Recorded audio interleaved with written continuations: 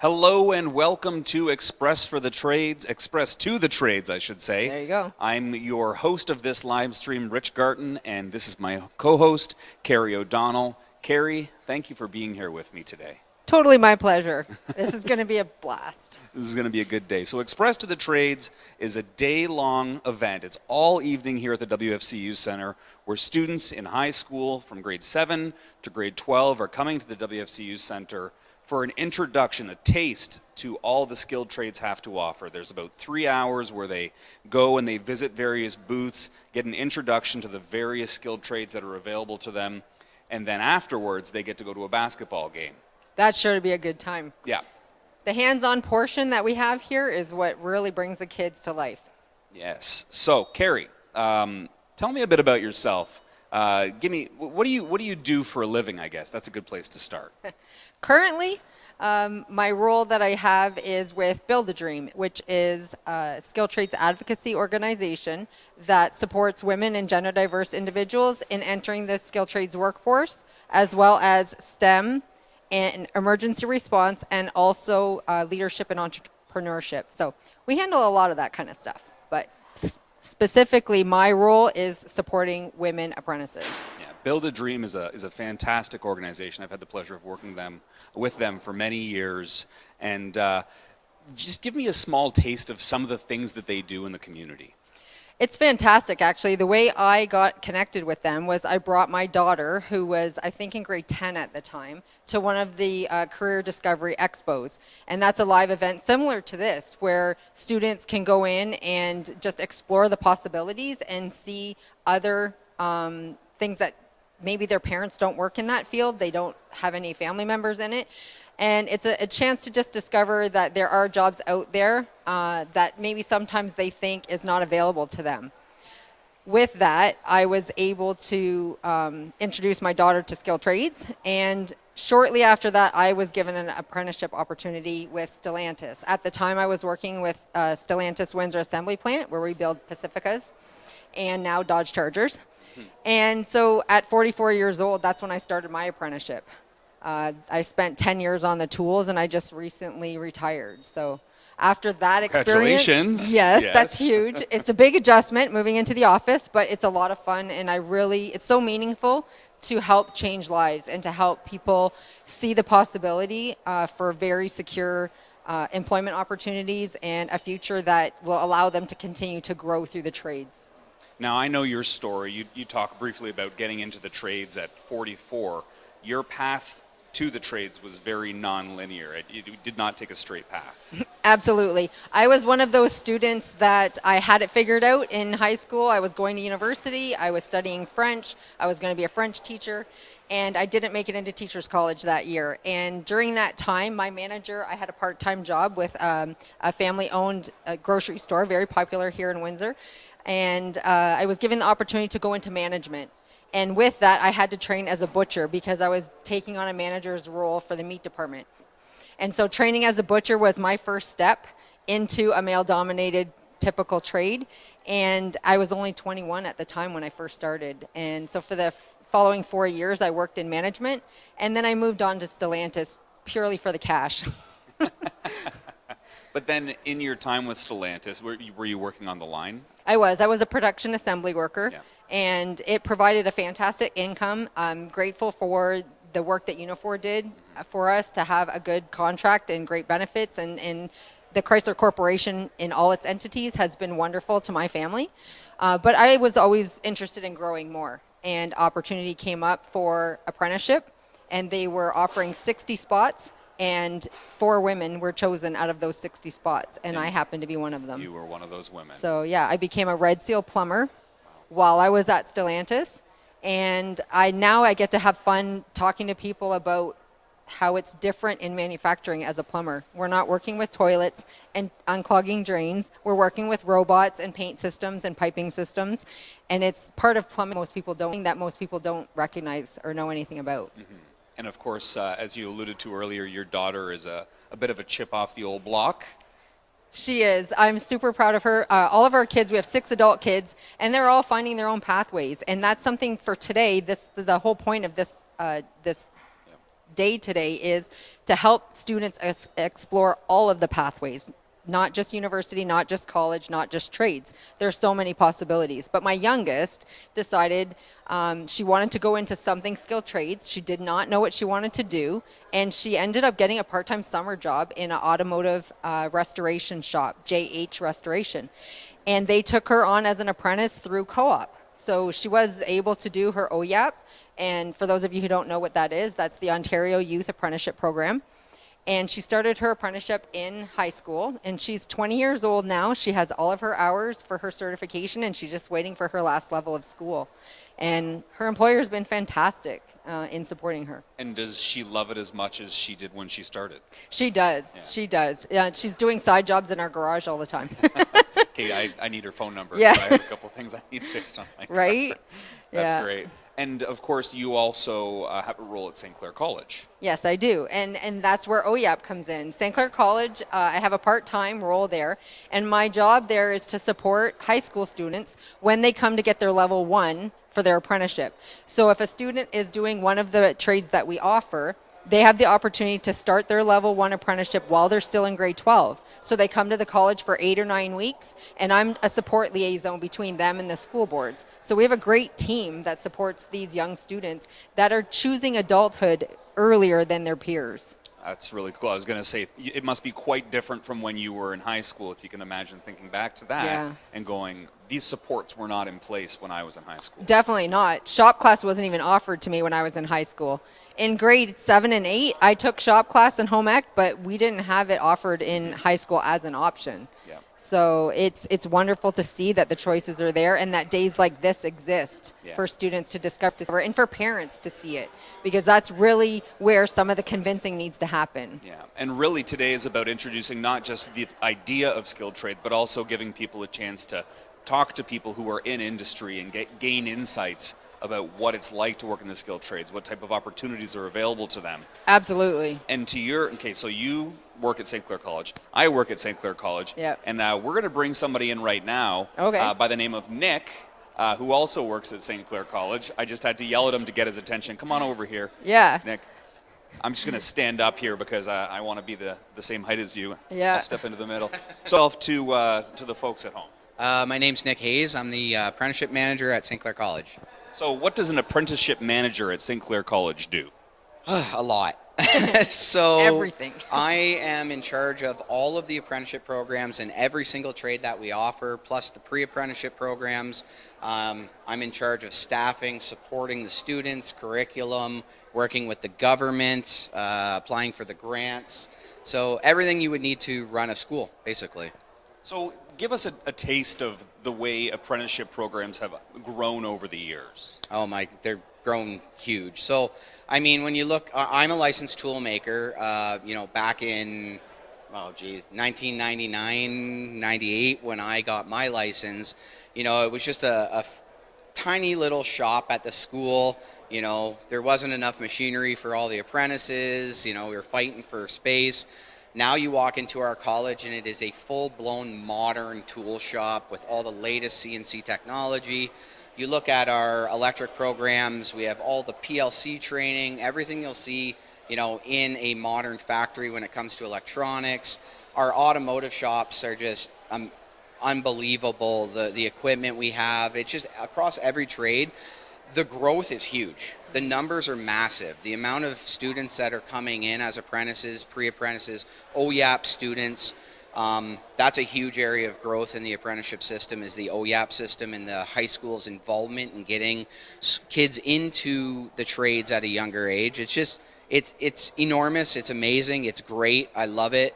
And I'm not only did I do my trade ticket, but I also went to university for engineering. So I've seen both sides of it. And, like Carrie said earlier, we're not here just to sway parents and kids to go into the trades. We're here to let them make a decision about what they want to do, but also know that there is the conventional path like I did, where I became a tradesperson first, and then my company put me through to become an engineer. So my education's been totally free. Yeah.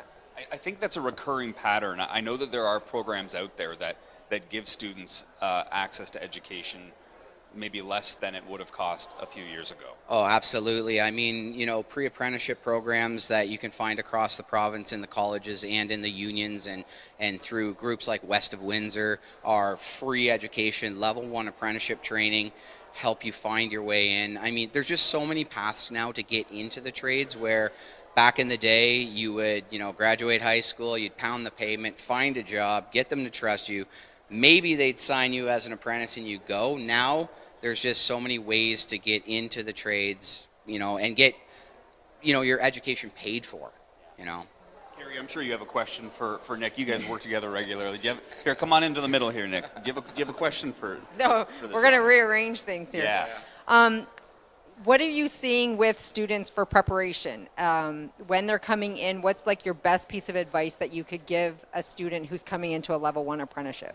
So honestly, the best preparation for students coming in is math, science. You know, a lot of people think the trades are a second choice. They're not a second choice. There is a lot of math in the trades, every single one of the trades. Physics is great to have. The biggest thing of preparation-wise for students coming in is enthusiasm. Just, you know, asking those questions, you know, being energetic, just wanting to learn. Honest to God, the most preparation that's what you need. You need the drive to want to do it. Yeah, and skilled trades is a definite career path that forces you to continue to learn your whole life. You never stop learning. So if you don't want to learn, that's not the point. Right. That's so true. Yeah, for sure. Any parting words for us today, Nick? Just, you know, for everyone who sees this or everyone that's here tonight, look around. You know, if you're not here tonight and you're seeing this, take your kids to the open houses at the college, the open houses at the high schools, go to the construction academy, see the masonry, see the you know, construction, the electric programs. Take your kids out and let them experience different things. Let them see what's out there. And honestly, do it young. Start doing this in grade 8, grade 9. Get them interested, because the quicker or the sooner you get them into the OYAP programs or co-ops or in, you know, on that track to what they want to do, the better it's going to be for them later on. And the other big takeaway is we have the facilities, we have the know-how, we have the training to get people from A to B. Right. And you know, in our apprenticeship programs, they're all licensed tradespeople teaching. Like I said before, our shops are just absolutely amazing. I've been at the college for 2 years, and it just keeps growing and growing. And the machinery we have is the machinery that we had out in industry where I worked. Yeah. So. Yeah, some of my old robots from Stellantis are there now. Yes. Yeah. Beautiful. So that's cool. All right, Nick, thank you very much. Thanks so Carrie. much. See you soon. All right. We have our next guest in the musical wheel of guests coming up. Step into the middle here. Yeah. Right into the middle. A rose among thorns. So introduce yourself to us. So my name is David Stubbs. I'm the Executive Director of the Ontario Masonry Training Centre and our Ontario Masonry Contractors Association. Right on. Thanks for joining us, David. So tell us a little bit about what your organization does. So you heard I had two organizations there that are working. So one, we're the employers of ICI for masonry construction, and we're taking a look at. So all of our contractors belong to our association. So we're the employers of the apprentices, which is very positive for us because we also run the training center. So when we're working with all of the students, we're making sure they're ready for our contractors. And so we can do both. Our contractors heavily fund the training and make sure that they're supporting the next generation of their employees that are going to be out there working. Very nice. Do you have a question for I've David? heard a lot of great things about the collaboration with the masonry program at St. Anne's Academy. Yes. And the students talk very highly of it. Given those apprentices coming out of there, how do you feel their preparedness is? So the apprentices that are coming out of St. Anne's in that program, that's part of our OEAP program, that they're over there in that side of things, as well as they do a grade 11 co-op, which is part of their 40 or their 80-hour program is their co-op. So after they're done a grade 11, they're able to go out and work for the summer and usually get some type of job experience with our contractors. And then those ones that are really serious will go back in and have the ability to do their OEAP while they're in their last year of high school. That's a fantastic opportunity because they get to try it on for size before they commit fully. Yes, and we actually run down a little bit lower. We've got some programs down into grade 7 at a couple of the schools so that people can try it out just like, you know, for a few hours here and there so they can understand what masonry is, what bricklaying is, how they can get involved. And I think you sort of take a look at the differences of the trade that they're getting into. And I think They have to learn how to butter a brick? yeah, so they deal with buttering the brick. They deal with a lot of, so our contractors are in the ICI community. So that's all of our schools, our industrial, commercial, institutional. So we tend to do a lot of the high profile buildings. And I talk about our apprentices when they're doing that work. When they walk by, they get to see their exterior work, and it's what shapes the city for years to come. It's not hidden anywhere in the building. It's front and center a lot of the time, and it's something that they can be proud of, and they show their grandchildren and their great-grandchildren as they work their way through. So it's a really positive thing that they're doing inside the community, inside their career. It's so true. Even something as simple as, this is a skilled trades thing in general. Working in the factory myself as a plumber, I know I put that copper line in, and every day I drive by that, it better be straight, right? So having your name on something and the pride that you take in the work that you did, that's fantastic. And the historic stuff and things that stay for generations, that's huge. Yeah, and our trade has a large variation of what they can do. We obviously do a lot of historical restoration on our buildings. If you look at all the work that's being done on Parliament Hill up in Ottawa, all those historic buildings. Oh, yeah. So we're redoing and revitalizing those structures for the next 100 years that are already 150 to 200 years old. We have things as new as, our schools and our houses that we're building down in the local communities. And then we also get into a lot of our refractory and industrial, which is coatings, or if we're getting into steel and acid liners and a whole bunch of other stuff that, there's such a spectrum. So we find that if one area slows down, or if, one sector of our industry slows down, other ones tend to pick up. So there tends to be a nice long list of jobs that they get to work on for their career. And that's important. Absolutely important. Keep us working. Do you have any parting words for maybe somebody who's watching this right now, is interested in the trade, and what advice would you give them? So I think the two things that I always try to impart to students when they're coming into the trades is practice your patience, which is extremely hard to do. But you can imagine, you've seen and you're envisioning what it is to be, for my trade, a bricklayer, and you want to be right at the top of that doing it. It doesn't come overnight. It's a skilled trade, and it takes a while. And so you're going to have those jobs at the beginning where you're like, I feel like I'm not doing what I want to be doing. But it's part of your apprenticeship. It's part of your trade. It takes years to garner that experience. And so you're looking at 3 months, 6 months, a year when you're starting the trade. And I know that's hard to get past, but you should be looking at what's 5 years, 10 years, 20 years. It's part of your trade. And how do you get your skill out of that? And that's where the patience needs to be. Don't quit after 6 months because you're not thinking that you're getting the experiences that you want. So there might not be instant gratification, but over the course of your career, as we just talked about, hey, I did that. Yes. Oh, I did that. Yeah. It's a very visible thing, and it's something that you can be proud of and be proud to share with friends and family. Certainly. Awesome. All right, okay. David, thank you very much. Nice Appreciate it. Nice to meet you as well. All right. I actually know a young woman mason who was the youngest Red Seal mason in Canada to get ticketed, and she's worked on those Parliament buildings. Come on, well, that must be such a cool job, because think of all the millions of people who go and visit those Parliament buildings. 100%. Beautiful work. All right, we have our next guest coming in. How's it going? Very good. So introduce yourself to us. I'm Mike Lenson. I'm part of the IBEW 773. I'm a 309A electrician. So tell us what IBEW 773 does. IBEW, National Brotherhood of Electrical Workers. So we're electricians, obviously, commercial, industrial, residential. We do it all kind of thing.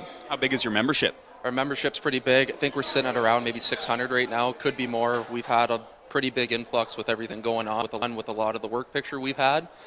So it's been good. Yeah, I think there's a couple projects on the go in the community between, we started, with Gordie Howe International Bridge, which is in the news a lot lately. Yeah, we'll see what happens there. And we've got the hospital project coming up, typical residential, commercial construction. You guys are being kept busy right now. Very, very busy. Our work picture's still remaining strong right now. Things are coming to the tail end. Battery plant's kind of almost done. The bridge is still looking to be done maybe this spring, so there is still lots of work to go around. And maybe the hospital, we're waiting to hear. Hopefully we can get it. Nice. So how does someone get into IBEW? Because it's not like you can just walk up and say, hey, I want to be part of your group. Absolutely. So things actually, I think, changed just this year. We started an online application. I actually started January 1st. Usually it was always March 1st that we did it for the month, and that would have been it. Now we opened it up early. We're actually conducting aptitude tests because we get such a high influx for applications. And it's hard to choose, what used to be when I got in only 10 at a time, and with our work picture we were taking anywhere from 50 to 60.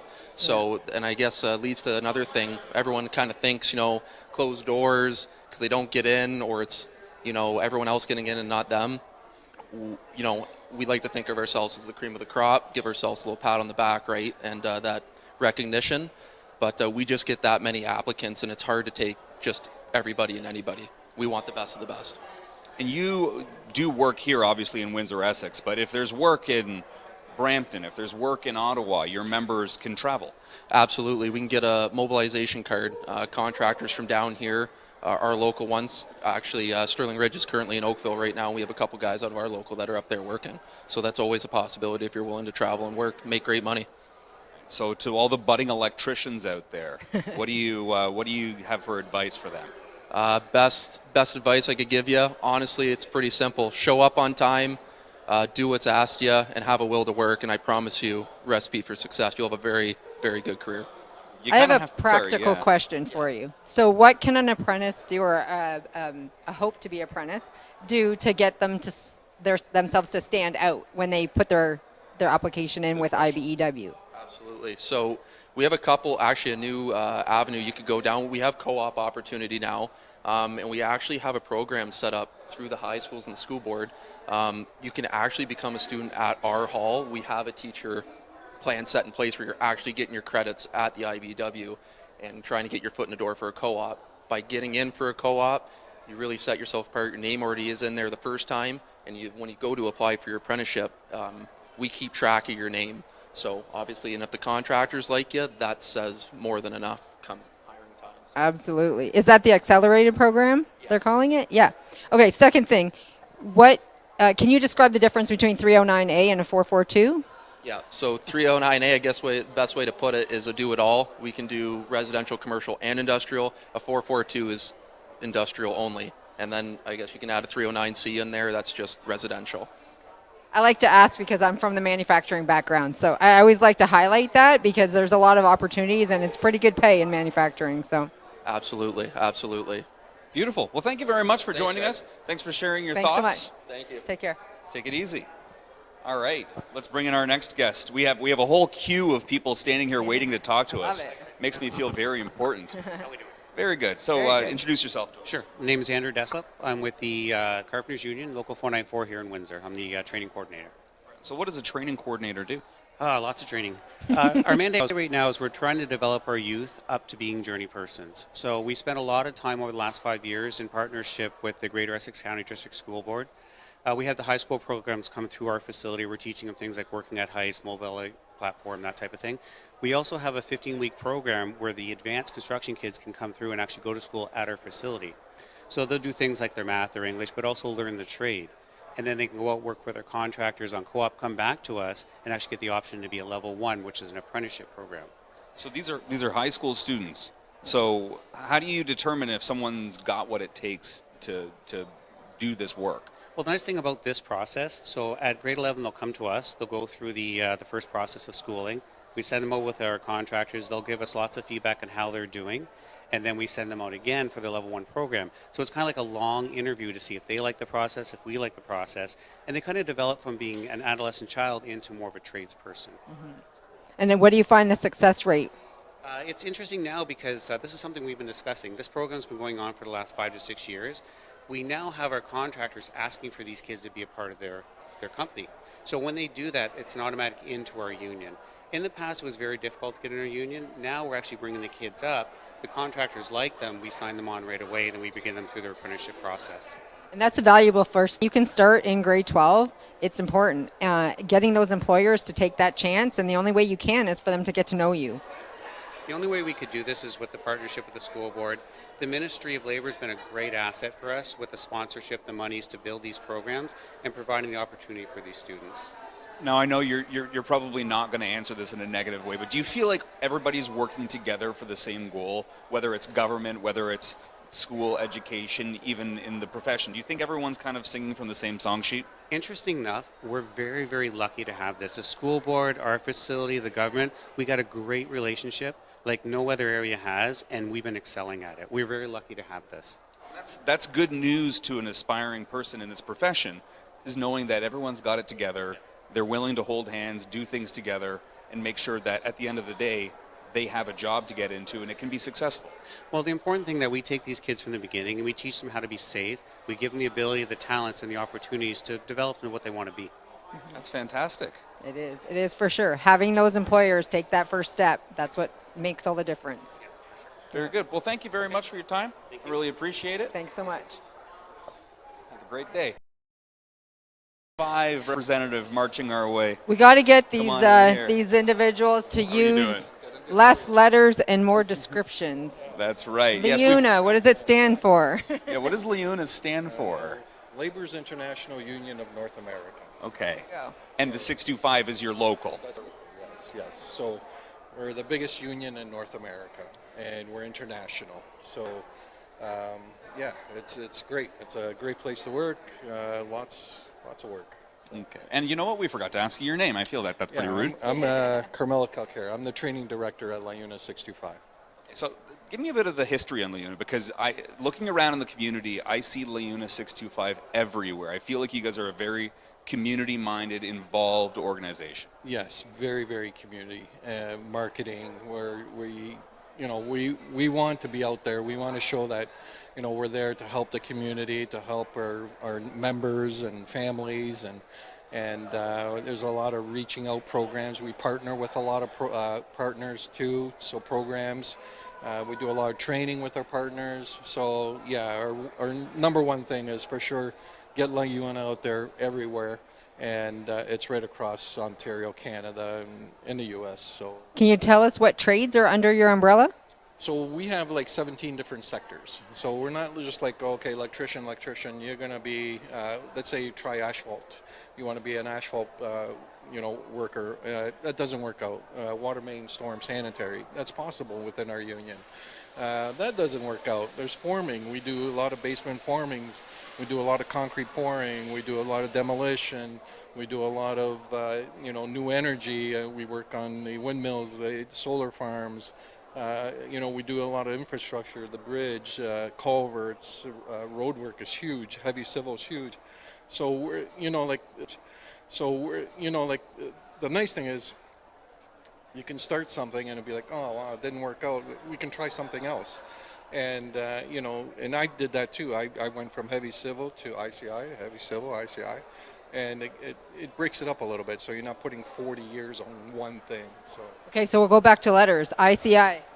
Institutional, commercial, industrial. Excellent. Yeah. So heavy civil is our biggest road work, bridge work, and I ask that because oftentimes when people are talking or exploring trades, it's electrical, carpentry, plumbing, and that's it. That's all we talk about. And there's so much more out there. In our family alone, we have backhoe and dozer operators, we have mechanics for heavy duty, we have ag mechanics, and we have car mechanics and a plumber. So we need to explore all of them. And so I love that you listed that off the way you did. And there's 150 trades. And we offer 2 Red Seal programs at LIUNA. We have the construction craft worker, the concrete finisher, and we partner up with West. And we have community training also, and we have, like I said, the biggest union in North America. People forget that those laborer jobs that go along with all that construction are great jobs, and they're so necessary because the work site doesn't function without them. Exactly. So, and it's really cool. I mean, you're outside. You're never in the same place. One job finishes, you start another one. And it's all new. Every day is a new test to your knowledge. How do we get this building done or road done? So it's cool. To be in the trades is really good. So if I could say one thing is make sure you study your math and your physics. Any trade, you need that. We've It's heard that interesting. today. Yeah, we think always that, oh, I don't need to have good, strong marks, but you need to have the basics and you need to have your good and strong maths, college level for sure. I don't think any of them require university level math, but at least your college level. Yeah, even college level is like, I mean, you know how to read a measuring tape, you know how you do volume, you know area, and you know your elevations. That's what you're looking for. So that's how you excel, because it's all related to the field. So, What knocks us all the time in plumbing is parallel offsets. Doing the parallel offset math and solving for a triangle and that kind of stuff. how important is that, right? So. Guys, I got into Honestly. journalism, okay, because I maybe wasn't the best at math, okay, but, you know, to each their own, right? Literally, when I started as an adult, I went and bought a grade 10 math book because I started at 44. And I had to go back through and teach myself grade 10 math so that I could get through my plumbing program. It's never late. We have one apprentice that's 52, and he just and he just did it, and he's so thankful that he had that opportunity to do it. So it's never too late, and you know, and if you start off young, even better. You'll have a better pension, you know. So Was this a career change for this person? yes. Okay. Yeah, it was a big career change. So and he's enthusiastic, but we've had many of those. Yeah. But I love those stories. yeah, so it was really good. And get women in the field. That's, you know, like they're still under 10% on the field. Is like, man, they're just as good as us. And I just met a young girl recently who is a cement truck operator, and she wants to get into the backhoe dozer operator. So she wants to get her ticket for that. And so we're mentoring her and supporting her through that and pointing her in the right direction for the operators union, and we'll see how she goes. and the apprenticeship programs are so important because it gives you a test of what's, you know, what you're going to be involved in for a long time. So without these apprenticeship programs, it's, you know, you're just going out there and, you know, either you fail or you make it. So at least it give you a chance to be aware of the hazards. You're in a classroom, okay, that set you up, you know, with a good company so they can watch you, and it's really cool. So that's I great. wish it was around back then. The best part is all the skills are transferable. So anytime you spend in training, even if you change pathways, it's never a wasted time. It's experience, it's life, it's growth. It's an asset for sure. Yeah. So yeah. Right on. Well, thanks very much for Thank joining us you. today. Thank you. I think I learned a thing or two today. There you go. Thanks for having me. Right on. Thank you, Leuna 625. All right, we are waiting for our next guest. They're somewhere off in the distance. So while we wait for this next person to come on, give me a little bit of an idea, because I see a little red dot on your name tag. Yep. I know that. I'm very proud of that red dot. That means that you are a Red Seal. Yeah. What does Red Seal mean? So the Red Seal designation on any skilled trade. So in Canada, in Ontario, we have 4 sectors of skilled trades. We have industrial, we have construction, we have service, and power motive. And within those trade categories, some of them are Red Seal. And Red Seal means that you've passed the testing and qualification to be eligible to work anywhere in Canada. Amazing. Then there's also compulsory versus non-compulsory. And if it's a compulsory trade, you have to write a final qualifying exam in order to be. So a plumber, an electrician, that is a Red Seal compulsory trade. Nice. Yeah. So it kind of means you're kind of a big deal then if you got a Well, Red Seal it's on you. like a Bachelor of Arts Yeah. equivalent in skilled trades, right? That's your certification level. It's like your diploma. Nice. So here's a skill testing yeah. question then. Sure. You might know. How many different, I guess, professions have a Red Seal certification? There are 23 Red Seal trades. Very cool. I believe it's either 23 Red Seal or 23 compulsory. Man, I'm glad I you're might here be because I off. don't know any of yes, this stuff. It's one or the other. 23 is, I think, is compulsory. Okay. I'd have to Google how many Red Seals. Okay. But having that ticket to be Red Seal is super valuable for traveling. And the interesting thing is there's travel opportunities called FIFO, fly in, fly out. And those are like long distance things. So like people who are power line techs and they want to chase storms. Oh, yeah. When you have a Red Seal designation and you go to another country, you want to go to Australia and work in the mining, they recognize our Red Seal certification as being That is super kind of a cool. big deal. Is that a Commonwealth connection or is that? No, I think it's just that the quality of education in Canada and the quality level of certification for our codes and what's required to maintain safety. Yeah. Because the Red Seal and the compulsory component is definitely related directly to this keeping the general public safe. If you think about the trades that it is, right? Right. The power motive trades like car mechanics, course. truck mechanics, plumbing, electrical. Who knew that plumbers' first and most important responsibility is to keep the public safe. Absolutely. So we don't poison ourselves. Absolutely. Wow. I'm learning so much today. Yeah. All right, I'm going to go rally our next guest over here. Oh, sounds good. I might have to leave you for a second. Are you okay on your own? I'll be fine. Okay. I'll go I grab work it. solo. But I can still talk often. to you from a distance. The microphone There still you go. works. You're coming to get you. I'm coming to get you. We're just going to like wave you over. That's I know. okay. We'll talk to him next. He's a great guy. I was talking to him earlier. Oh. Well, I want to know more, but first I want to know. I want you to introduce yourself and tell us who you're. So I'm Vicki Houston, Director of Education from the Greater Essex County District School Board. Okay, so it all starts with you.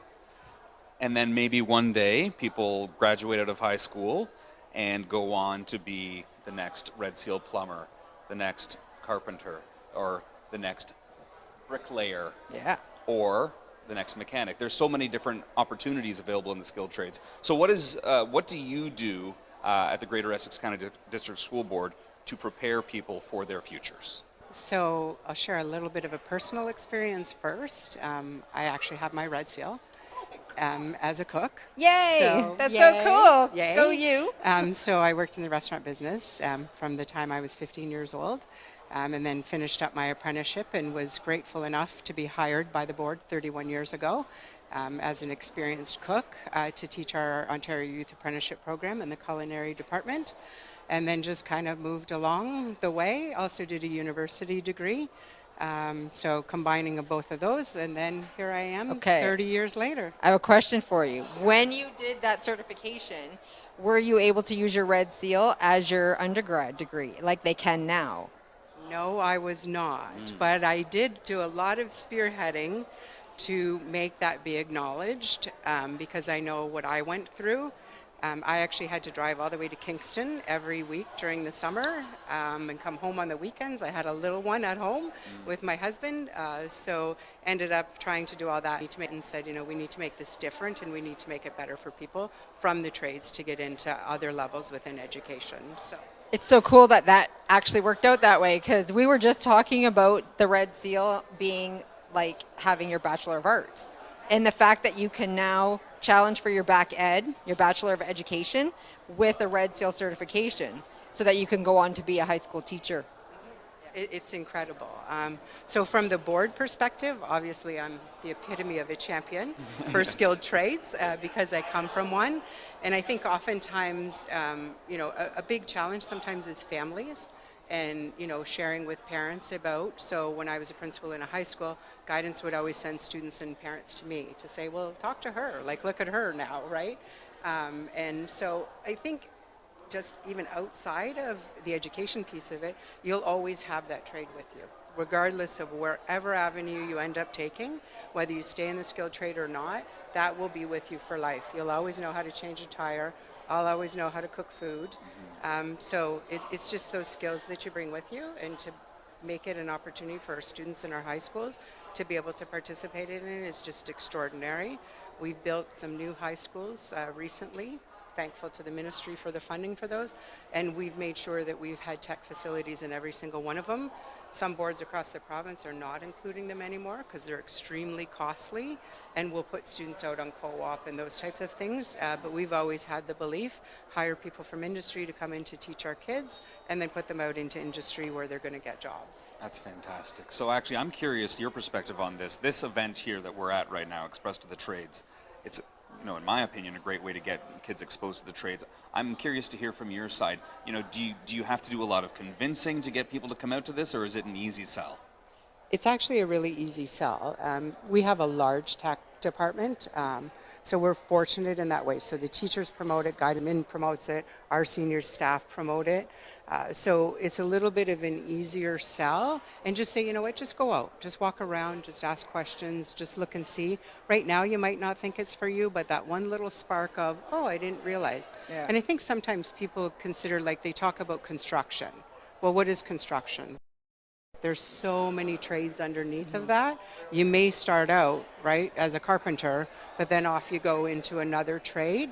Tool and mold's another perfect example in manufacturing. There's so many multiple. So just to kind of inspire that student and the parent to say this is an option, you're getting credits towards your high school diploma. There's no loss towards that. You're still getting all of your English, math, and all of those other credits, and you're participating in a trade.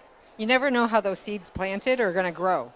And the foundation that the kids are getting at that level, the work-life skills, the soft skills, knowing how to look somebody in the eye and shake their hand and introduce themselves properly, that's all part of apprenticeship. Absolutely. And you take all of those, like you said, transferable. No matter what job you go to, you have those with you. I remember when my first year teaching and we were converting recipes, and it was right around, metric and imperial and trying to convert with the students. And one student said, Miss, I hate math. And I thought, well, you're really good at it because you're doing this and you're managing to triple a recipe without even thinking about it. So it's instilling in them, you do have those math skills, you do have the writing skills, the reading skills. Reading a blueprint, what an incredible skill to have that you wouldn't normally, if you weren't exposed to the trades, gain that skill from a regular math classroom or a regular English classroom. They just need a theme to apply it to that inspires them. Right. And it's different, because it's more hands-on. Most people learn hands-on, so it gives them the opportunity for that. And then they can go off and have a career in a trade that you can make exceptional money. Once you're picked up by one of the union groups, there you go. Life is good. That's great. Well, I feel like I could pick your brain for another half an hour right now, but we've got a lineup of people who are waiting to talk to us. So I want to say any parting words to the youth of today when they're considering their futures and potentially a future in the skilled trades. So one of the things I'll say is we often tend to focus that university is the only pathway or sometimes college is the only pathway. Don't shut any door. Leave it wide open and just go out there and learn and take everything you can from it. Skilled trades is an excellent, excellent career that you can take with you wherever you go. And the nice part about your Red Seal, you can travel anywhere, and those are recognized, where some other occupations, it's not. You have to go through more schooling. So keep the doors open. Yeah. I love that. Oh, sorry, one more question. Because of your culinary background, what is your best dish? I need to know. I knew that was coming. It depends. I'm very much about what's in season. I'm very much about what I'm feeling, not necessarily what my family's feeling or my guests are feeling. It's what I'm feeling. So to use fresh produce, local stuff is really important to me, and always try something new. I might start with a recipe, but then it's whatever else in the fridge. The difference between cooks and bakers is cooks can measure with their heart. Yes. Bakers, it's a science. I'll never be a baker. No, never. Me either. I was like, a little bit That's more. right. Yeah. Yes. That's fantastic. Thank you so much. I really appreciate it. Thanks. It was Take lovely care. to meet you. Nice to meet you too. All right, take it easy. All right. Hey, that's kind of cool to have that perspective where the director of education Yeah. is a Red Seal chef. For real. And I love being able to highlight the service sector trades because we That is really often, cool. at events like this, they tend to focus on construction trades Yes, a lot. 100%. So it's fantastic. A lot of people don't realize a cook is a Red Seal trade. All right, we Yeah. have another guest joining us. Hello, how are you? Nice to see you again. What's your name? We My already name's met. Dane Quinn. Quinn, and what do you do, Dane Quinn? I am in sales and project management at Quinn Roofing Solutions. Hey, so roofing. So He's the talk next to gen. Oh yeah. Yeah. He asked artists, apparently. Okay. Yeah. Right on. Yeah. So tell us a little bit about what you do and what you do at. In terms of my job, I work in sales, so I go out to do inspections and some leak calls and stuff like that. We generally go to all commercial industrial. We do, as of recently, have a residential sales division, so we're shingles and homes and stuff like that. But for the most part, since we've started, we do sales for commercial industrial buildings like Ford, Chrysler. I was going to say, they've been on our roof a few times. Yeah, Ford, Chrysler, the CIBC building downtown. We just completed the Gordie Howe Bridge. So stuff like that. Yeah. But I sell jobs along those lines, and then once we get the job, get the approval, the sign, stuff like that, we then manage the job from at least an office aspect. And then obviously we have our foremen and our lead hands and stuff like that that actually run the crews. They run the work day to day. I'm more of overseeing the project, and if the crew needs any support or anything like that from the office, they need more materials, anything like that, we tend to just help from that aspect. So for those of you listening who just heard that he works in roofing and they worked on the Gordie Howe International Bridge, no, they're not putting a roof on the Gordie Howe International Bridge. No. But All those toll they booths. They All are those toll building booths. quite a few buildings on site as well. Yeah, sorry, let me clarify. All the security buildings and the toll booths were actually not built on site, which was kind of interesting. We had to go up to Grimsby and do work from there, put the roofs on the buildings, then they were wrapped and shipped back to Windsor. But in terms of That's cool. custom, yeah. So it's cool to see them pre-built like that. It was a different experience. But in terms of like customs buildings and stuff like that, or any of the canopies that you drive under when you're going towards the customs buildings, we did those roofs. So what are the job opportunities in your sector? There's ample job opportunities. There's tons of work in roofing. That's kind of the whole point of why we're here, is because roofing now isn't like roofing was 30, 40 years ago. Yeah. There's a lot more technical aspects to it. The system is different. It's a lot more involved. So most of what we do is single ply roofs. So they're like rubber, right? So it's almost as if like it's a pool liner. And that's how a lot of them actually started out, was being meant for pool liner. It's heat welded together. So it's two pieces of rubber. Yep. You have a roller and a heat welder. Yeah. And the seams then meld into one, essentially. And That's so, how they're patching the roof at Chrysler. Yeah, no, those big ones like that Yeah. tend to do a hardier type of roof. Like Yeah. it's like a tar paper. It's called modified, and that's more. It doesn't slip when it gets cold. Like it's, if you're intending on having a lot of work done, either you do a single ply roof and you put patio stones or walk pads or something on it, or if you're doing a roof like Chrysler or Ford, it's typically a mod roof or a built-up roof, which is tar and gravel. Yeah, we have gravel on it. And that makes it not a slippery surface, right? Yeah. Sorry, your question was initially, if we go back to that. At this point, I'm not going to lie. No, that's fine. But okay, maybe this is a good question.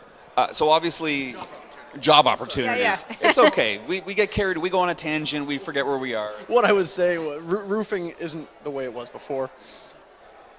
Our goal essentially is to try and get roofing to become a skilled trade here, much like it is in some other parts of the world and even other provinces. Yeah. So eventually we'd like to do some work with someone like St. Clair College, who gets a program, and then they can start to certify roofers on a collegiate level. Just because it's not licensed doesn't mean it's not good pay. Absolutely. So That's it's still a absolutely true. valuable There's tons career. There's tons of money in roofing in terms of being a roofer. It's a lot cleaner than it used to be because of the single ply systems, but we're constantly hiring people. Our company specifically likes to promote within, so there's a lot of vertical movement up the company ladder. Yeah. So there's Nice. tons of opportunities for us, and it doesn't stop at just roofing. We still obviously hire people in the office and stuff like that. As many people as we can bring on, we'd love to, because it's a great industry in terms of career opportunity. It's more of a career. It's become much more of a career now than it has been in the past. Yeah. It's fantastic to hear. I love it. And you must love the big jobs, right? Like, okay, The flashy ones. I got my house roof done, maybe 10 years ago, and it was Asphalt? 5. It's Shingle? the shingles, Yeah. right? And it was not inexpensive to do, but now we're talking about just a peak Yeah. roof. But when you're doing a 2 million square foot factory, I could imagine Yeah. that things add up a little bit over time. It's funny. It's not quite. It sounds odd to say. I love all jobs. Any work that comes in is fantastic work, right? Some are more difficult than others. Smaller jobs are typically quicker, which is, less time you spend. There's less time for changing variables. So when you do a big, long job that's multiple 100,000 square feet, things change. You go a year long or you go half a year, seasons change. It gets a little Somebody more difficult. decides they want to move a rainwater leader. It's nice when you get a single job that takes you, Monday, Tuesday, and then you're done. You offload the roof by Tuesday, you move on to the next thing for Wednesday or Thursday. But all size jobs are great. They're different, right? It's not. That's actually what I like about roofing, is it's not the same thing every day. It's not like you're working in the same job site. Yeah, I was going to say, you for probably prolonged don't really periods of get the same building very often Not for in 20 years. I mean, commercial time. industrial. We do have some employees that have been with us for 16 to 20 years. Yeah. Which is great, and that's why we like. They get to say- go back and see their workmanship and how it stood Yeah. up over 15 years. Well, I'm pretty sure every trade does this, but when I drive with my fiance down the street, I go, Yeah. I was on that roof. Yep. I was on that roof, So She must love that. yeah, it was great for the first day. Eventually, they just go, uh-huh. It was great for the first day, and I think I'm tuned out now. But other other than that, it's great. Well, that means you've done a lot of things around here. If you're able to point, if you're not able to go for a drive without pointing to a few things that you've worked on. I just keep Probably pointing right. at the factory every time. Yeah, every yeah. time I drive around the block at Chrysler, because you can't see what I did. Geographically, you look at where we are right now, we're the Yeah. WFCU Center. All the apartment buildings around this new build here, the Rosewater project, we did all those apartment building roofs. So even something as simple as that, it's more of a prideful thing. You know, you spend however long working on something and you put your blood, sweat, and tears into getting it completed. Yeah. It's just nice to, oh, let's go to a Spitfires game, and in the meantime, while you're driving by, you see, or a Windsor Express game, you drive by and you see, I did that roof, and it looks fantastic, right? Oh. It's cool to see. That's great. All right. I'm sure we could keep talking for another half hour, but we got to part ways here. Thank you Yeah. very much. Good to meet you again. Shake hands with the roofer. Let Yeah. me tell you. Yeah. Okay. That was a good handshake. You got to learn that, Yeah. man. It's just like you're going for it, and you Going just for got to it? yeah, All right. for sure. All right. We got another Yeah. guest coming in. Hello. Hi, Rich. Hi, Stephanie. Nice to meet you in person finally. And we've communicated on a few occasions. That's awesome. All right, Stephanie. And sorry, I missed where you said that you're with. I'm with West, Women's Enterprise Skills Training. I love West. Yeah. Okay, so Yeah. I know West. I have some because- very dear and friends I'm who sure have been you part of dear West. Friends, and I know you're executive director quite well. But I want you to tell the folks at home, what does West do here in Windsor, Essex? So West, we serve women and assist them in obtaining their employment goals is the best way to put it. We offer everything from settlement services to employment counseling, but what's near and dear to my heart is the department that I am the manager of, which is the Women in Skilled Trades department. So we do offer 3 pre-apprenticeship programs that assist women into entering skilled trades, and then we offer one which is focused on helping women retain their apprenticeship or pre-apprenticeship, or making that move from pre-app to apprenticeship if they didn't get the chance yet. Very cool. So now at St. Clair College, I know that there's a relationship there. So talk about when people come to West, how you kind of connect the dots for them. Yeah, so when somebody comes to West, we really want to find out, like, what is it that they want, right? It's not our role to kind of tell them what to do, right? So, but we do meet a lot of women that, you know, really wanted to enter the skilled trades, but it might not, this didn't exist when they were in high school, like Yeah. these great events, right? So, you know, they were kind of geared into a direction, and they followed that direction, and they come to us and they really wanted to work with their hands, and they missed that. So with these, you know, we kind of find out what they want, and then we try to direct them into one of the, like, programs that we offer, or an employment counselor to help them get to that goal.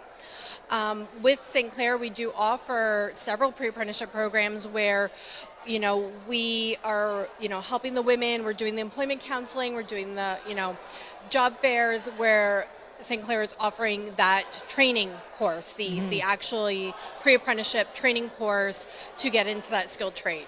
So we have the millwright and CNC program that we've been offering for It's been quite a while. years. Yeah, I brought my daughter Yeah. through one of the information sessions, my Wow. middle daughter, great. years ago, and she considered it, but she ended up changing her mind. But That happens. dog groomer it is, Mom. So she's Well, doing I mean, great that- now. She's got her own business. Who can deny So- puppies? Yeah. So, yeah, and so that's offered at St. Clair. We actually have a program that's just wrapping up. Yeah. And some great success there. There's a lot of jobs in industrial millwright mechanics right now too. Like it's just getting them the opportunity to get their apprenticeship Absolutely. started. And the Yeah. the great thing about the pre-apprenticeship program, they might take that and realize, I thought I wanted to be a millwright, but I really want to be a welder. And they learn that. And millwrighting is so good for that because they get a little bit of plumbing, a little bit of Exactly. electrical, a little bit of welding. They get to try so much. Yep, absolutely. Machining, you name it. So. Yeah. Do you track the successes of the people who come through the West program? And then if you do that, can you share a story that's just like really inspiring to you? Wow. Tearing up? Well, that's hard because there encouraging. are many, and I also don't want to divulge anything too personal. But a common story is, you know, individuals that might have had no income coming in, or near homelessness or, you know, just at a wit's end of what to do. And this gave them that purpose of life because they were finally able to get their hands on the tools and do what they wanted to do. One that is near and dear to my heart is somebody who like sent me an email and said like, guess what? I bought my first house. You know, I was able to do it a year on the job. Yeah. Right. So, or for some reason was, you know, had to step away from the trades, but was able to get that chance back. So there are many stories. I have been fortunate to be with West for 12 years, and there are countless stories. And we've helped introduce over 400 women through our pre-apprenticeship programs alone to the trades. And having those opportunities to get into the trades is one thing, but the wraparound supports that they offer is really what makes the difference, because some of these women are single moms, they need help with childcare, the expense of work gear alone, and with the grants and things that are offered through the government and the organizations who actually administer the grants and help support the women face to face, that's where lives really get changed.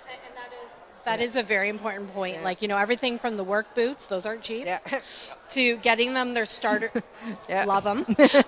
Noticed your shirt too, Rosie. We Gotta need love more Rosie. Rosies. Yes, we do. But, you know, from that, and they all, like everybody that goes through our pre-apprenticeship programs get their full starter toolkit. Yeah, that's huge. Right? Like, so we're not just putting them in the classroom trying to figure it out. Like, they have that starter toolkit, and we know you got to add to it.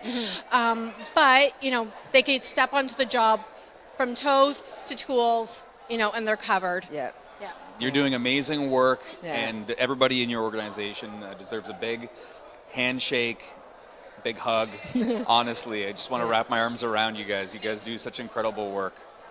We're eager to do more, and that's why we're at Express to the Trades, getting that word out so that high school students know that this is an option, because that didn't happen when I was in high school. And really, for the ones that you have a high school family come through here, and if they have a student that struggled in high school and they're adults now and they don't know where to turn, organizations like West and Build a Dream, like those are organizations that support once you're out of high school. Absolutely. So OYEP covers them in school, and if they change their mind as adults and they want to explore something else, there's fabulous supports in place. Absolutely. Well, thank you so much. Yeah, I'm glad you ended the interview because I don't know when to stop talking. But thank you very much. I can talk about this forever. Yeah, you get all buzzy about it because it's so fun. We appreciate you very much. Thank you so much. All right, thank you. All right. Yeah, I think I have a bit of a timing problem. Well, you know, you get caught up in the conversation. And then I, you know, it's happening very organically. As you can see, I don't have any notes written down on my hand. No clipboard, no timer. Your clipboard's on the floor. Yeah, my clipboard's on the floor. I think this is our next guest right here. Yes, we have our next guest. And just as proof, I did come prepared. You can come on up. We just don't have the sheet. With a clipboard that has absolutely nothing on it. AAR. So, okay, I'm Carrie. Ashley, nice to meet you. Hi, Rich. Yes, so we're an aircraft maintenance, repair, and overhaul facility located here in Windsor. So if you go right behind the airport, there's a huge hangar. As a lot of people don't know about it, but we can actually fit 6 narrow-body aircrafts in our hangar at one time. I had an inside scoop of what you guys do because you have teamed up with my daughter's employer, JH Restoration, a few times to do some work. Okay, yes. Yeah, so a lot of times we'll partner with either local people, whether do co-ops, do a lot of tours. We tour a lot of the different high schools here in Windsor just to kind of get our name out there. So, yes. What's the primary work that you do there? Yeah, so maintenance, repair, and overhauls. So we hire a lot of different mechanics is what we focus on, and why we're really here to show that that is a pathway for students to take. So it's a 2-year college diploma in aircraft maintenance, and then basically I like to say car mechanic, it's an aircraft mechanic, so the planes will come in for different checks. Sometimes they're there for 5 days, sometimes they're there for 21. Either oil changes, tire changes, sometimes take the whole aircraft apart and put it back together. Just depends on where the check is. We should move the Lancaster bomber over to your hangar and see if we they can have get that done some really cool work. I've heard some stories from behind the scenes, so it's a cool, and to get kids and families to know that that's here right in Windsor, it's phenomenal. Yes. Yeah, so that's really what we're focused on here, is making sure that students know that mechanic is a pathway that they can take. Even if they don't want to do maintenance, we have our avionics licenses, and then we have our structures licenses as well. But we also have local opportunities here in Windsor that don't require a license. So we have what we call our interior technicians, that we focus a lot on local talent. Sometimes people coming from automotive, millwright, whatever it is, but they don't realize that they can I've already used the same tools in different industries that we also use in aviation. But it's really intimidating for people here in Windsor to go to the aircrafts and be like, I don't know how to do, like, I've never touched an aircraft before. Okay, So, I'm a super curious person. So who is the person that does all the gauge calibration in the planes? Because that has to be part of your, like, making sure all the gauges are measuring what they're supposed to. Do you have somebody who does that? Probably. Yeah. It's not you, obviously. No, it's not me. So I know about calibration because we have that at Chrysler for things. So anything that's measuring something, pounds of torque and things like that, the tools have to be calibrated.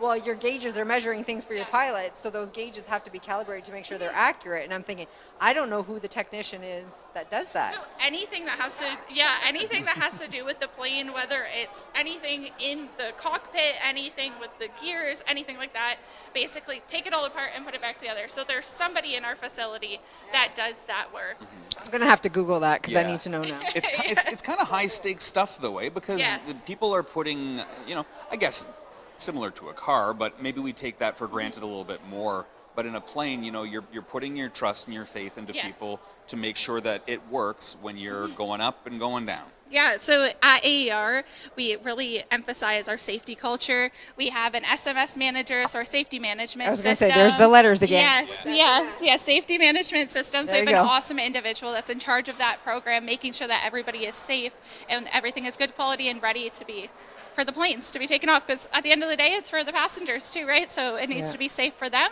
So, yes. Okay, one last question. What's the biggest plane that's pulled into your hangar? Wrong person to ask. Oh, wrong person. Wrong person to ask us.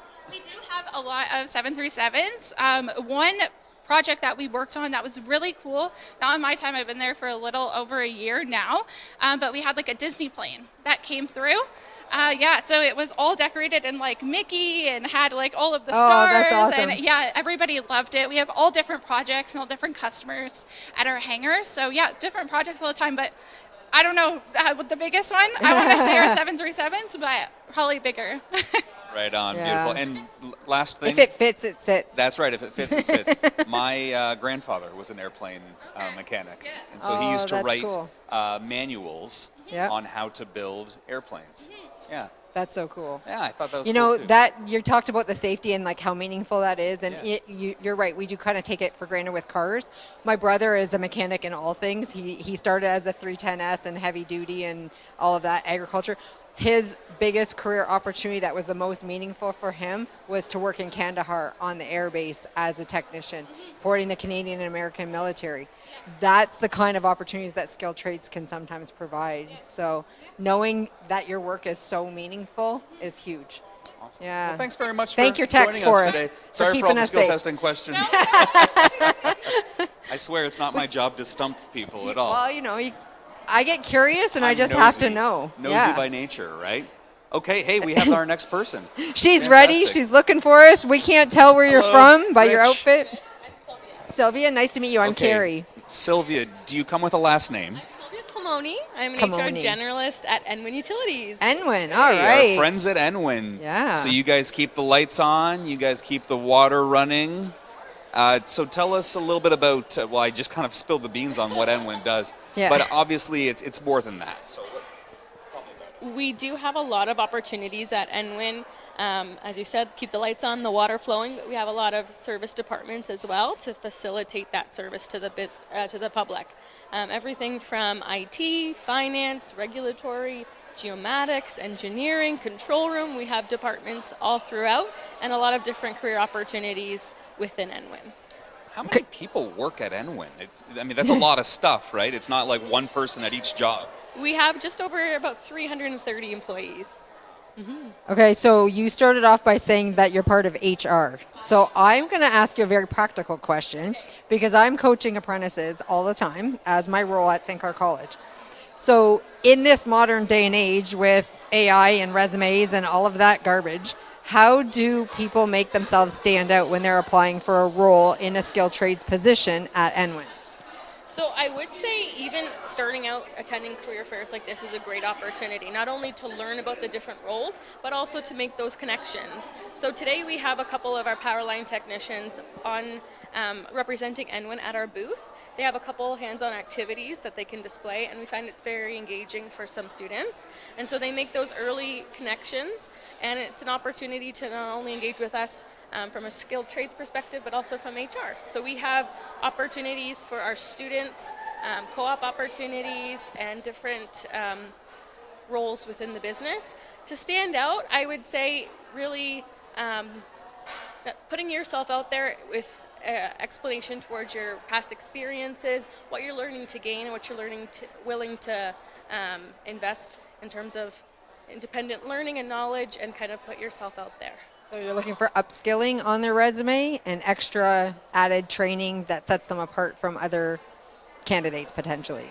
So for example, with our power line technician opportunities, they'd have to participate in a 2-year program at St. Clair College. It's the most popular. It's such big a great shout out to St. Clair College. It's such Power a great line and the technician. Powerline Rodeo. I'm At the so Chatham going. campus. I'm so going to that this year. I Yeah. haven't seen it yet. It's quite an experience. I've been myself, and that's also an opportunity to showcase your skills, right? So we can see all the different activities that the power line students participate in. It's a bit of a... So do you go there to like get a first peek at the graduates? I mean, we do have an opportunity. It's like a field trip, and we get to see everyone showcasing their skills and their trades. But of course, everyone's welcome to apply, and we're looking forward to seeing those applications come through. And we're excited to see what the future holds for everyone. Does NWIN offer any apprenticeship from within? So if somebody came in on a more entry-level position, is there opportunity for electrical or for power line training at some point? So we do have a variety of different apprentice opportunities. So within the water division, we have water distribution operators. That's also an 8,000-hour apprenticeship. And I love that you brought that up. Of course. So we have that. That's within our water distribution department. We have apprentices over at the water treatment facility as well, like our water production department. So we have apprentice maintenance operators, both mechanical and electrical. We have apprenticeships within our control room department. Those would be like electrical type, like monitoring and control. Exactly. So within the hydro lens, even within our fleet and site department for people interested in being a mechanic. So you have your own mechanics on staff? Exactly, and they service our various vehicles. People think NWIN only takes electricians, but that is not true. There's so many other roles. And the electricians actually work at the water treatment plant. There you go. I love that. Go figure. Oh, Well, listen, I love discovering new trades for people to consider. Yeah, that's cool. Thank you for your insights. I really appreciate your time. Good to meet you, Thanks too. for the tips. I'll pass them Yes. on. Take it easy. For sure. All right, and yes, I'm going to repeat, big shout out to the Power Line Technician program at St. Clair College. I want to say there's about 100 students who go into that program every year. Yeah. And when you go to that rodeo, I haven't been, but I know of personally a few of the power line technicians that are women because we're part of a group that meets up. Yeah. And they love the program. They speak very highly of it, and they're growing tremendously in their confidence. Yeah, it's wonderful. 100%. That rodeo, I can't say enough about it. Yeah. It's amazing what I'm going to they have to do. find out the date this year and mark my calendar. Yeah, off the top of my head, I'm going to say it is. I'm going May to get something, it wrong. right? I want to say it's May 9th. Okay, So I'm on going to May check 9th, that out. The Power Line Technician program. All right, I think we have a few people waiting in line. Would you? Okay, come on over here, young man. He's ready. I love it. All right. What's your name? Okay, come on, step into the middle here. Hello, I'm Carrie. So I'm going to actually hold the microphone to your face, and you can introduce yourself to us. So tell us your name. Maybe skip social insurance number and credit card. Just tell us who you are, and are you in high school? Or are you in? You're in Get out of here. You're going to be like 8 feet tall. Okay. He's in elementary school. Okay. Tell us your name. So my name is Ahmed Habib, and I'm 12 years old. I go to St. Edmund Elementary School on Tu parles Taunton. français then? Oui, je parle français. Ah, Je suis très bien excellent. français. Awesome. That's Sorry to throw you off like that. fantastique. Okay, so you're in grade 7. Yes. So you are at the lower end of the age bracket of people who are here today. So what do you hope to get from this event, Express to the Trades? Well, I hope that we can like learn new things and experience other things that we wouldn't experience otherwise in our day-to-day lives and at schools. But this event would be really helpful in like the skilled trades, getting to introduce more people to these things and helping the economy and giving more opportunities for the people to get into this type of stuff and be more social around, because nowadays most people are always at home and on their phones. So this event is a good time where all the people can come together and socialize again. And people are worried about the future. This kid is so articulate. No. Excellent job. You just like the best commercial for this event ever. Yeah. So good. I'm going to call Dardis and tell him we got a new spokesperson. Absolutely. Maybe actually next year you can host this program. Maybe. Yeah. He's coming for your job. So you're in grade 7. Yeah. So your future is somewhere on the horizon right now. Put me inside of a grade 7 student's mind for a minute. What are you thinking about in terms of your future, and how do you map that out? Well, so I haven't really decided what my career is going to be, but I'm more so looking into being a lawyer or joining the military because, well, I'm currently in the cadet program, and it's really fun, and I hope that I can continue with it. But I may also join construction because that's the thing that my dad does, and I have a good knowledge about it, so I'm already ahead of most people when it comes to this. But a lawyer would also be a really good job. Not just talking about the pay, but the teachers and my parents, they say I excel in talking, and I'm not shy. I agree with them. You're very good at talking. Do you know that you could combine two of those things in one? Because the military actually has skilled trades opportunities that you can have all of your education paid for while you're in the military as an officer. That's how my brother got all his training. Yeah. So you're in grade 7. You've got a couple ideas, but a few minutes ago we had the director of education here, and her advice to people like you was keep all your doors open. And it seems very much like you're doing that. You're at a point in your life where you don't actually have to make a decision. You keep all the doors wide open, and then someone smart like you, the opportunities are going to come to you. I think. Yes. Live life curious. Yeah. Right? I love that. Curious to learn more. I love that. And sorry, which school did you say you were at again? St. Edmund. St. Edmund. Where is that? Conseil Scolaire CSA. Yeah, CSA. Is that in Windsor? Yep. Okay, so I want you to look into the lens right over there and say hi to your classmates and one of your teachers at the school. Hi, Madame Krista, and hi, class. Right on. Thank you very much for joining Madame us. Krista. He's a good kid. Yeah, he's a good kid. Good Good to egg meet over you. here. I love Very that. good. Thank you so much. Well, that's so inspiring to see someone. I have a daughter who's in grade 7 as well. Oh, wow. Okay. And he's so well spoken and not shy, able to share what he feels, and I see good things for him in his future. Yeah, for sure. That's very good. Yep. Are you our next guest? I guess so. Then come step right up. I love it. Here we go. Hi, Olivia. Nice Hi, to meet Olivia you. Rich. She's got a brick mason's handshake there. Good, solid handshake. I like that. It's from Yeah. business. Networking events. So- That'll kill your hand. I love it. So, Olivia, tell us, first of all, your last name. Olivia Sylvester. Okay, and Olivia Sylvester, what do you do for a living? So I'm a business development manager at Plantscape. Okay, Plantscape. So Horticulture. Tell us, yes, horticulture. Oh, there. Yeah, it's because your hair's in the I way. We couldn't see couldn't. it. There so you tell go. tell us what you do at Plantscape. Like, not what you do, but what Plantscape does. Yeah, so we're a full-service design, build, and maintenance firm serving Windsor, Essex. We do actually horticulture therapy, grass and snow, commercial maintenance. We do hardscaping, so designing full backyards, residential landscaping, basically everything. Everything to make you love your space. I love that. Is that your slogan? Everything to make you love your space. Love your space. Now, how long have you worked there for? I'm a newbie. I've only been here for about 6 months. I started as a project manager. So I was going to say, you weren't working there during the pandemic, but from what I remember, that was like an absolute boom time for Everybody was making their businesses like yours, backyard because space. everyone was skipping the vacations and making their backyards into the oassis they always At imagined. home, you want to love your space, right? Yeah. Bingo. Yeah. So you guys do a lot of stuff. I have a question. Do you guys do like pools at all? I believe so. And then we do like the surrounding areas near your pool, right? Like So- Blue Water comes in and digs the hole and puts the pool in, and then they come in and make it pretty. Oh, right on. You've said it better. You should come join my team. That's great. So I guess when you go to a job or when you guys are hired on, I know every project's different, but how many people could be working simultaneously on one job? It's a good question. It really depends. So I manage we're doing the Highway 3 widening, the trees and shrubs planting along the Highway 3. Yeah, multi-year project. So I'm the project manager for that. And my crew's about 8 to 10. We kind of rotate. It really depends on what you're doing, right? But like, I would say probably 4 to 8. 4 to 8 is like the average. Do you have your own operators, or do you hire in your heavy machine operators? Oh, no, we have our own. Yeah. Yep. Do you have apprenticeships for operators? We do not for operators, but so we are a Red Seal apprenticeship program, just Yeah. landscaping technician. Okay, yeah, But it's a yeah. jack of all trades, so you get to try Yeah. a little bit of everything. So heavy machinery, concrete, masonry, like bricklaying. There's a little bit of everything to try out.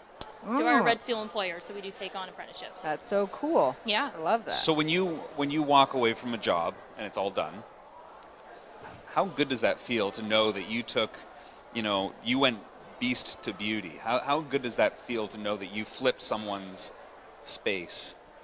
It is so satisfying, and that's actually why I wanted to transition into the industry. Like, I like seeing projects come to life. Like, I like looking at the renderings and then seeing what it translates to in real life. It's so satisfying. And you just pray they don't kill any of the plants. Yes. Yeah. Yeah. You put all those beautiful things in, and you just hope that they take care of them all. Yes, I'm more on the commercial side of Yeah. things, so after that I'm like, sorry guys. The poor you daylilies gotta that deal get with it. trampled. Yes. Now, the most important thing here, you're a project manager now, but do you still get to get your hands dirty?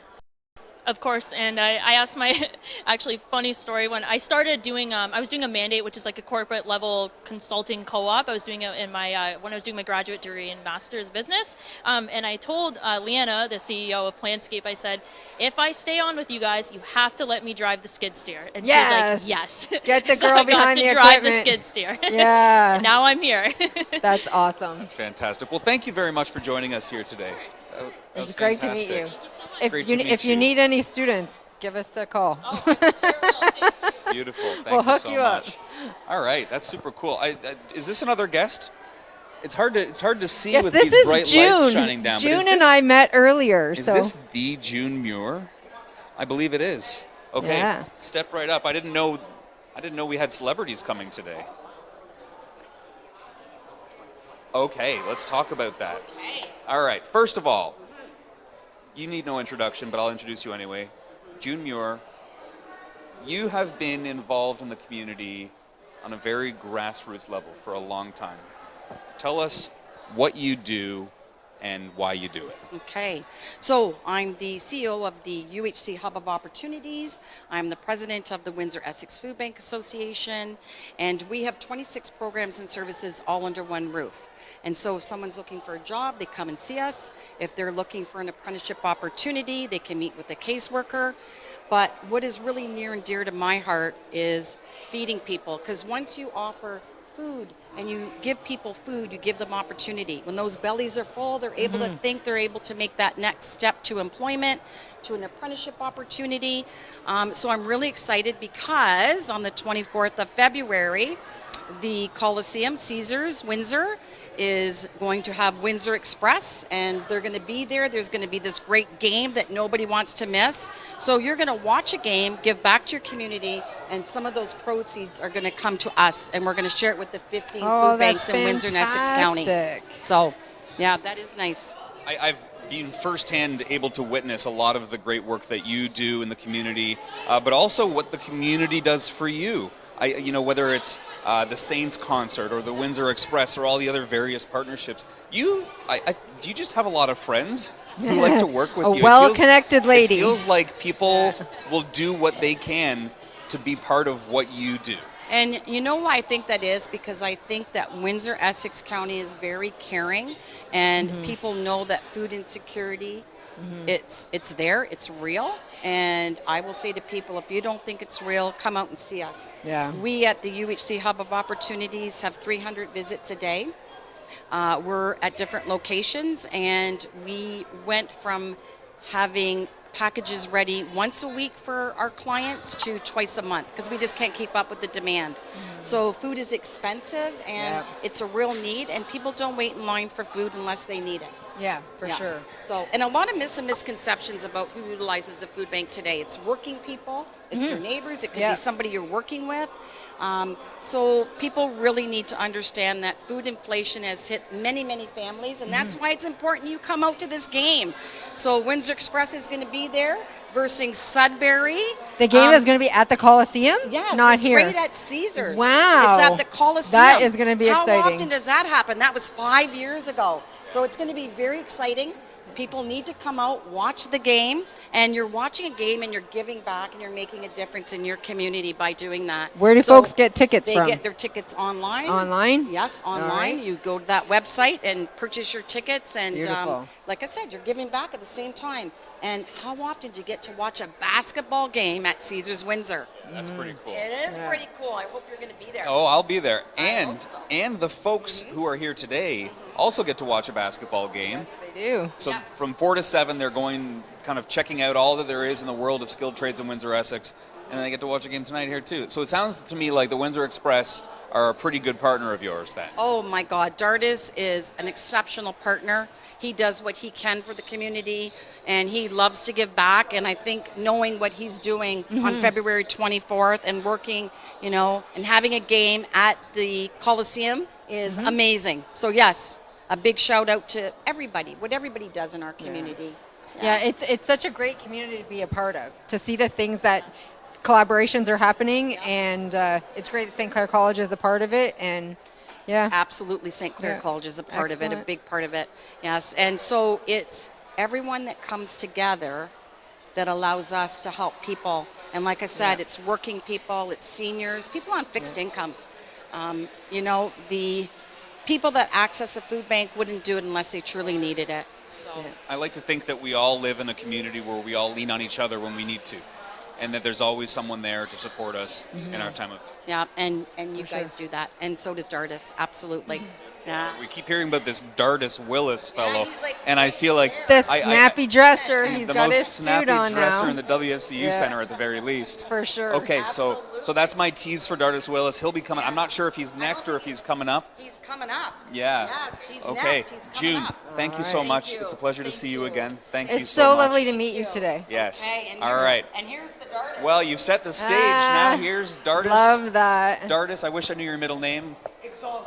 Dardis Exalis Willis. Exalis. I love that. So distinguished. and Thank you so much for this opportunity. The sharpest dressed man. Yeah. And I said at least in the WFCU Center, but probably all of Windsor, Essex. Well, I get my suits a little bit cheaper than everybody else because I'm small.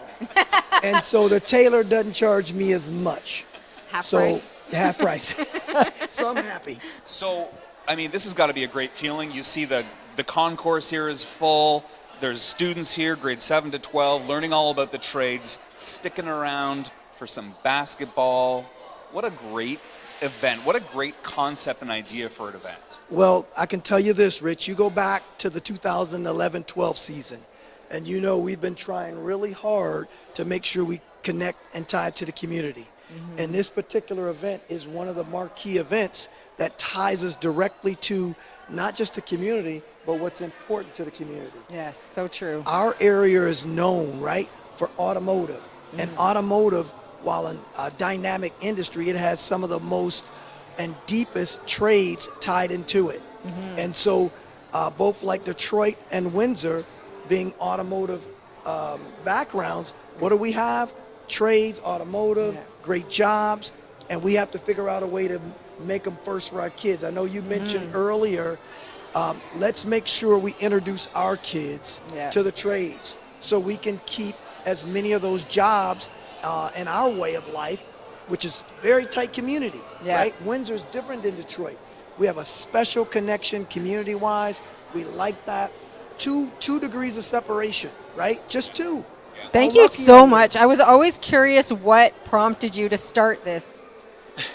Well, I And can it's tell just you, like, the connection between basketball and skilled trades. Yes. And to hear you say that and Yeah. the passion behind it, okay, I get it. Yeah. Well, look at it this way. We know for a fact that if a family has disposable income, then the amount of money that they spend on entertainment goes up.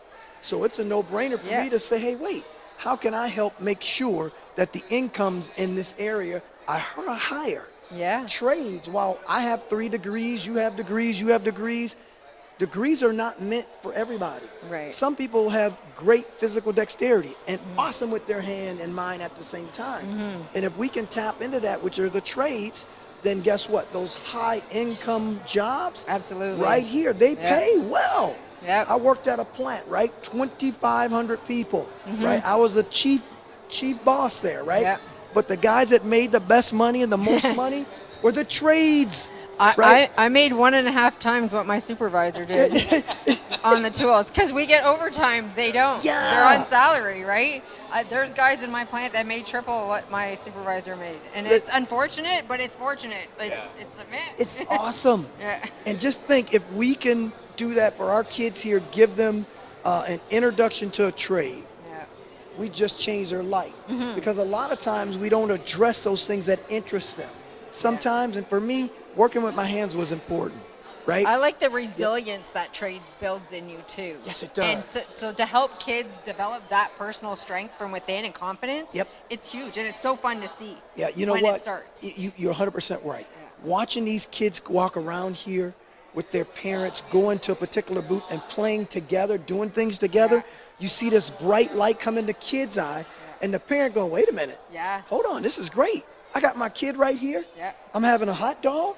I'm walking around being introduced to trades. I didn't have to do anything other than just follow him around, watch him play in the sand. And that's what we see. And that's awesome. And I'm happy. 5th annual, Rich. I can tell you this. This is something that must not stop us introducing our kids to jobs that pay, right? And giving them an opportunity to do something. 100%. I love that. And so we're here for trades, and we're here for basketball. And while you were talking, Dartis, I couldn't help but be distracted by this big shiny rock on your finger here. So now hold on. I know you can't zoom in the camera, but I want to get a look at this. So this is a Windsor Express championship ring. Okay. Back to back. Back to back. I was here. Okay. You didn't have gray hair back then. you were still coming in. I'll never forget a little story. He was doing a special segment. He says, I'm going to come try out for the team. And I want to see what these athletes got. Okay, I want to see the clip. Yeah. I'll show it to you afterwards. Right. It didn't last long, but guess what? It was unique things like that. We're in his community, brand new pro team. He wants to understand what level of basketball this was, right? And that interest is what makes the Windsor Express special, is when community members take part in what's happening, understanding it, and being a part of it. So, it's special. So the end of that story, Dartis, is that I didn't make the team. I think that's no secret. But Otherwise, he's on I'd the have St. Clair team, otherwise so I'd we're have a good. really cool ring just like you, maybe. But I did get to take part in that first game. What did I do that day?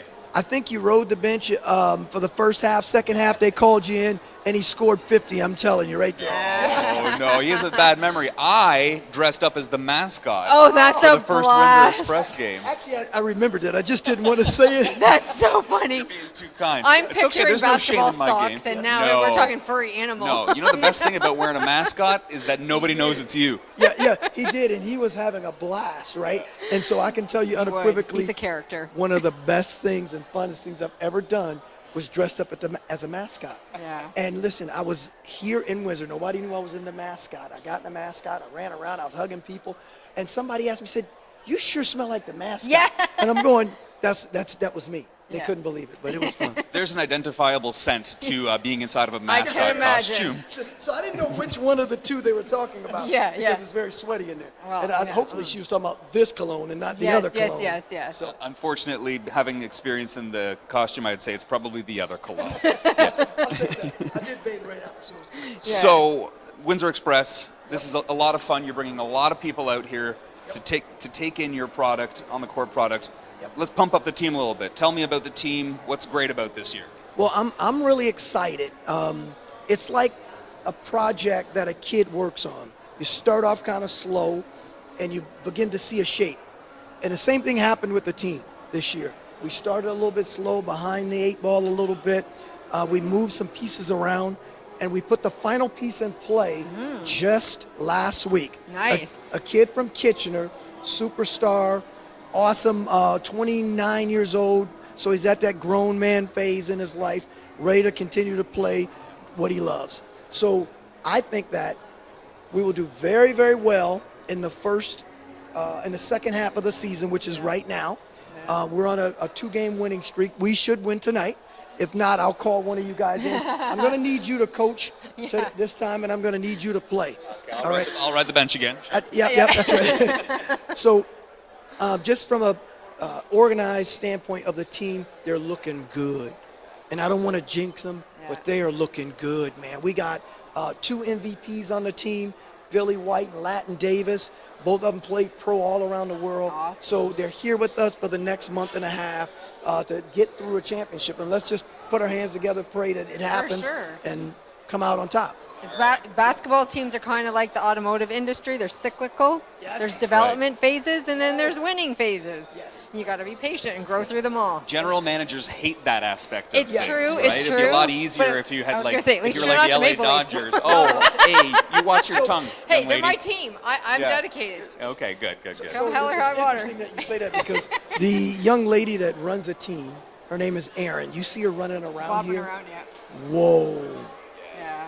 What a kick butt. She's from Vancouver. She's been running the team for 8 years. Oh. She moved me out of the way, and the sales went up, the participation went up, everything went up when I allowed someone else to take the reins and with a very creative attitude and just Beautiful. supported them. I've been out the way. This is Aaron Basterfield. Aaron Basterfield. So now you get to just be fun and be out there. And Yes. Yes. Yes. And I'm here every That's day. awesome. I'm in the mix. But guess what? The creativity comes from guys like Dan Pfister, who we brought on board to do this. Mm-hmm. It comes from a team, she's got a new title, Vice President of Business Operations. There you go. And so anything that happens in this game tonight went through her desk, right? Awesome. And when I tell you Women girl in power, leadership, I love it. oh my God, listen, girl power, Yeah. we have to get on. It's one thing she says to me all the time: get on board, get out of the way, or get run over. Yeah. And I'm going, whoa. I love that. Right now, she's only this big, but she's going to run us over, Dan. Well, that should be the Windsor Express slogan, if we're being honest. That's 100%. Get so on board, good. get out of the way, or get run over. I think she stole that from me anyway, but we'll see. It's so good. That is so good. That is awesome. Okay, Dardis. So big day. Obviously, it's fantastic. What are your parting words to the folks at home about today, about tomorrow, about the future? Today, I want you to simply enjoy the friends and family of Windsor. We put this together as a community. If you look at the trade unions, you look at the schools, you look at the media, you look at all of that's involved, and we did this together. Mm-hmm. And there's no way I could do it. There's no way Aaron could do it. So enjoy today. That's the now. Soon to come or something special, we have a family day, which is Sunday, right? Okay. And that game is free. Mr. Sean Hassan from his realty company paid for the tickets for the entire community. Go to the box office and get Amazing. yes, on Sunday, bring and come and enjoy your family. What time is that at? That is at a 3 p.m. start. Please get your tickets. Come enjoy yourself. It's our way of saying thank you to the community. Enjoy your family. Are they picking up tickets day of or ahead Right of now. time? Right now. Right now. Wow. Yeah, you can pick them up right now. And the person who came in right before you, June Muir, one of your good friends. She is a G, as I like to call her. She is a OG. An OG. She don't even play. Yeah. Yep. She was pumping up something to do with the Coliseum. Yes. February 24th. Yeah. This is a big deal. Well, let me tell you, this is our 5th annual Clash at the Coliseum. It's a special event because it allows us to play in our core, right? The Windsor core downtown has been something special and always something special. sure. And we like to try to revitalize that, participate and do something. So why not bring the pro For team sure. Yeah. downtown, right? Let it come play downtown in Caesars. It's the only place in the world that a pro team has ever played in a casino. So I was gonna say, do you get the carpenters union to come in and put a floor down and everything? Well, they don't put it down, but yes, we take this floor and we move it down. Yeah, it's But the crazy how they can do that. It's interesting you mentioned the carpenters union because they took a big hand in what we do with the court and all. They rebuilt the locker room. So again, community tying in the community. You need crew for that. So don't miss it. You know, 24th, February 24th, Clash at the Coliseum, the only place in the world in Little Old Windsor where a pro team has played a sanctioned game in a casino. Oh, wait, It's is ours. it 19 and over, or is it open to everybody? No, it's open to everybody. Okay, because I know some events you can, and some events you can't. Open to everybody. Isn't that something? Awesome. That's because it's in the phenomenal. All Coliseum. ages. Yeah. And maybe even the best part of it all is the June Muir angle, is that you're doing something not only for the downtown community by bringing basketball downtown, but you're doing something for the wider community. Well, you know what? When June and I connected, I thought that I was someone that did a lot for the community. Until you meet the Until powerhouse. I met June, the powerhouse, the OGG. Listen, if you need something, the UHC is the place to go get it. If you need some food, if you need some employment help, any of those things, resources, they have been a powerhouse in the community to help out, and it's unbelievable. Right? I'm just beginning my work with them, so I'm looking forward to it. I'm so excited to meet her today. Listen, she should have that get on board, get out of the way, or get run over slogan. She unequivocally understands that there are some of us that are up sometime and some of us that are down sometime. And whether you're up or down, you have a responsibility to the community to participate. And she makes sure. It's like an apprenticeship, right? When you're apprenticed by a journey person, when you become a journey person, you have a responsibility to give back. 100%. And anybody who's successful in life, you have a responsibility. That's Give right. back. I love that. I wouldn't be standing here today had it not been for some of the old guys in my plant when I was working in industry many years ago. They would, take you by the wing, talk to you, show you the right way to work, show you to do things. And you paid attention and you learned something. Mentorship matters. It was in plant community, right? The same thing, no different. A community that worked together. So those are some good words to finish on, I think. We are at our time for the day, but I want to thank you, Mr. Dardis. I've forgotten your middle name already. Exolus. Exolus Willis. Dardis Exolus. I love that. It almost sounds Greek. Yeah, very. Yeah, it does. Oh, please, you guys. There's got to be some Latin in there. Around, just floating in the air. Yeah. That's great. Well, thank you very much for not only for being here with us today, but for all that you do in the community, for putting on this fantastic event and bringing the community together, because that's really what it's all about. So thank you so much. Thank you for everybody who's been watching at home for taking part in this digital journey of Express to the Trades. And, take a look. Keep every door open. The Trades are a really great opportunity. You're living proof. Stay curious. Stay curious. You're always growing. That's right. All right. For Carrie O'Donnell, for Dardis Willis, Rich Garton from St. Clair College saying thank you very much and have a great evening. Thank you.